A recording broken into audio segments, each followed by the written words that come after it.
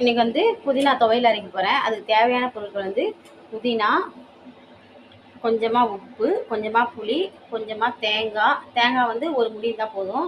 ஒரு 6-7 பச்சை மிளகா, இஞ்சி கொஞ்சமாக. இந்த மாதிரி உளுந்து வந்து கொஞ்சம் நான் என்ன பண்ணேன், எண்ணெய் நிறைய ஊற்றிட்டேன் கடாயில். அதனால் கொஞ்சமாக ஊற்றி கொஞ்சமாக அப்படியே இது பண்ணியிருந்தா இந்த மாதிரி ப்ரௌன் கலரில் வந்துருக்கும். இப்போ கொஞ்சம் எண்ணெய் நிறையவே ஊற்றவே கொஞ்சம் கலர் கொஞ்சம் மாறிடுச்சு. இப்போ வந்து தேங்காய் போட்டுருக்கேன். பச்சை மிளகாய் வந்து முழுசாக போட்டால் வெடிக்கும், அதனால் பிச்சு போட்டுக்கலாம்.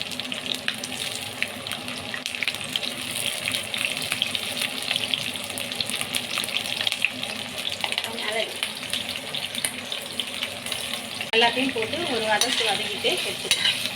பருப்பு, தேங்காய், பச்சை மிளகாய், இஞ்சி இதெல்லாம் வந்து அரைச்சிக்கணும். தண்ணி ஊற்றாமல் கொஞ்சம் அரைச்சிக்கின்னு அதுக்கப்புறம் தண்ணி ஊற்றணும். சட்னி ரெடி ஆகிடுச்சு.